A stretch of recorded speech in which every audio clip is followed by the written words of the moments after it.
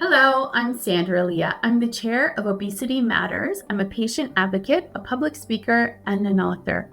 I'm delighted to talk about the impact of weight, bias, and stigma within a practice from a patient perspective. So I'm going to cover a patient's experience from the moment they enter your clinic until the moment that they leave.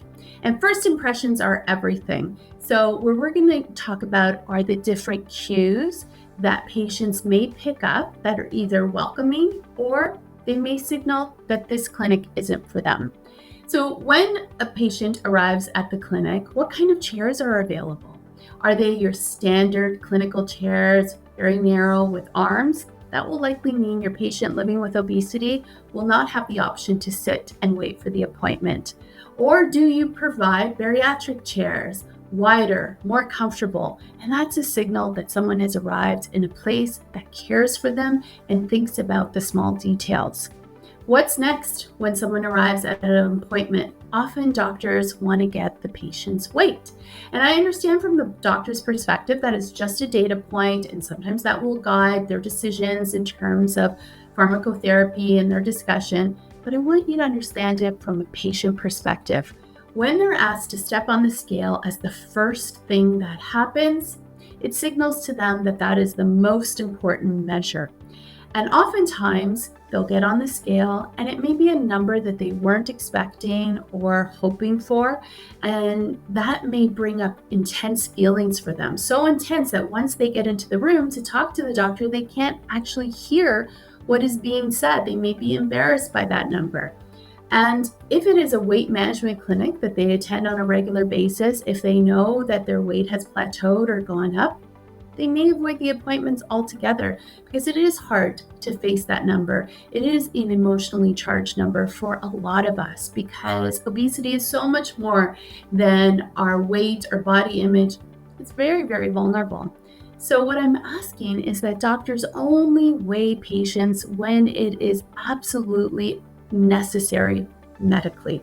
And there may be times that in fact it is. And so you can have your staff offer different options like having the patient turn around or asking them, do you want to know your weight or would you prefer that only the doctor knows? You can even put up a sign in your clinic that says, skip the weigh-in, it's up to you. So I want to talk a little bit about perceived blame and shame. Does your clinic still say things like calories in and calories out? Well, did you know that that first was introduced in the early 1800s? Time has moved on and science has proven that this oversimplistic model does not address obesity as a disease. And in fact, it can be very stigmatizing because it seems like a very simple formula. And for people living with obesity, it is very difficult to follow.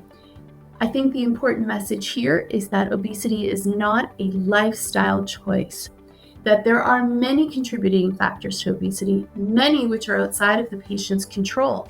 Things like genetics and environment, childhood trauma, emotional health, lack of sleep, and the list goes on.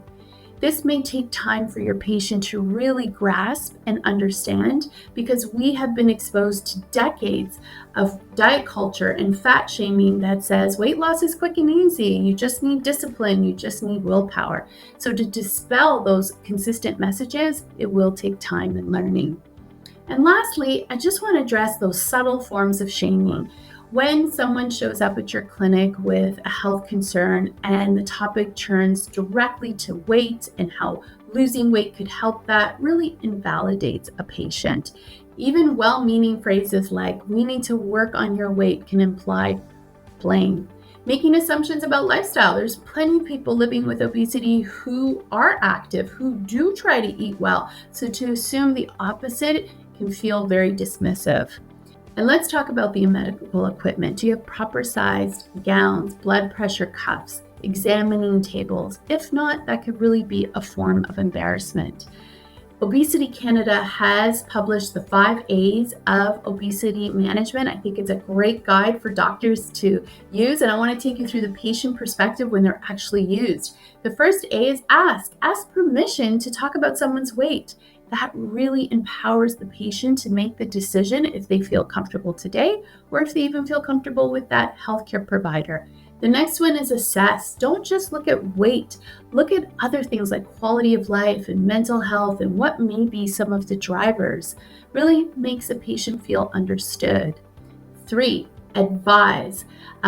Really helping patients understand that for the first time in history, we have evidence-based models to treat obesity. There are 3 pillars: the psychological pillar, the pharmacotherapy, and bariatric surgery.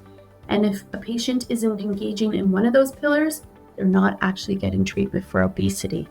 Number 4 is agree. So to really partner with the doctor and decide what path to take. And finally, assist. That's your chance to refer out and point to resources. That leaves a patient feeling like they've got a partner in this journey.